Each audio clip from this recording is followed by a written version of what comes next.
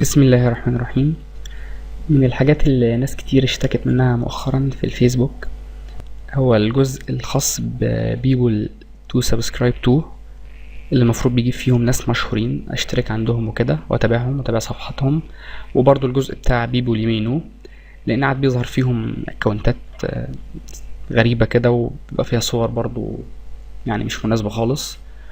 بالاضافه اللي في ناس بتشتكي برضو من مساله الاعلانات اللي بتظهر على الجنب، اللي برضو احيانا بيلجأوا فيها لاستخدام صور مش مظبوطه عشان يلفتوا النظر وكده. فان شاء الله في الفيديو ده هنتعلم طريقه ل يعني منع الاعلانات دي ومنع البيبول تو سبسكرايب تو، وان شاء الله هشرح الطريقه على متصفح الفايرفوكس وعلى الكروم. هنبدا الخطوات على متصفح فايرفوكس. قبل ما نبدا في هنا بيبول تو سبسكرايب تو زي ما احنا شايفين، وفي اعلانات هنا ظاهره اهي. المهم الخطوات اللي احنا هنروح لقائمة تولز، بعدين ادونز، ولو الزرار بتاع الفايرفوكس هو اللي ظاهر بدل القائمة اللي فوق هنضغط على فايرفوكس ادونز، وفي الحالتين هنفتح الشكل ده. هنكتب فوق هنا في السيرش اد بلوك بلس، هنسطب الإضافة الأولى اللي هتظهر اللي هي اد بلوك بلس، هنعملها انستول ونستناها تحمل. كده سطبت على الفايرفوكس.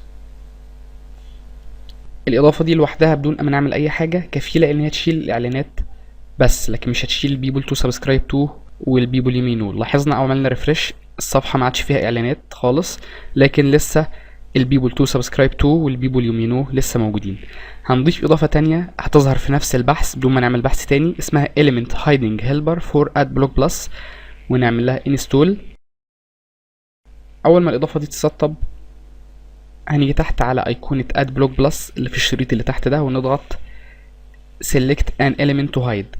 طب الشريط اللي تحت ده إذا ما كانش ظاهر هنطلع فوق ونعمل كليك يمين ونيجي على Add-on Bar ونضغط عليه نتأكد إن هو قصاده صح. لما يكون قصاده صح هتلاقي الشريط اللي تحت ده ظاهر وفيه الأيقونة بتاعة Add Block Plus. هنضغط عليها ونعمل Select an element to hide، بعدين نبدأ نتحرك بالماوس لحد ما المربع الأحمر ده يكون حوالين الحاجة كلها اللي انا عايز اخفيها.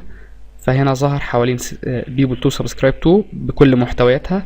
اضغط كليك واعمل اد element hiding rule، اختفت الجزئية دي. بالنسبة لجوجل كروم هي نفس الفكرة اللي احنا عملناها في الفايرفوكس عن طريق الاد بلوك بلس، مع اختلاف طريقة التنفيذ حاجة بسيطة. زي ما احنا شايفين الاعلانات موجودة والبيبول يمينو موجودين. هنروح برضو نجيب الاد بلوك بلس، بس المرة دي هنروح على علامة المفتاح اللي فوق دي ونضغط على تولز اكستنشنز، بعدين نقول له براوز ذا جاليري، واحيانا بيبقى مكتوب تحت كده جيت مور اكستنشنز. ايا كان الموجود هنضغط عليه. هنيجي في خانة البحث ونكتب اد بلوك بلس وانتر ونعمل اد تو كروم. اد انضافت وظهرت الايقونة بتاعتها فوق.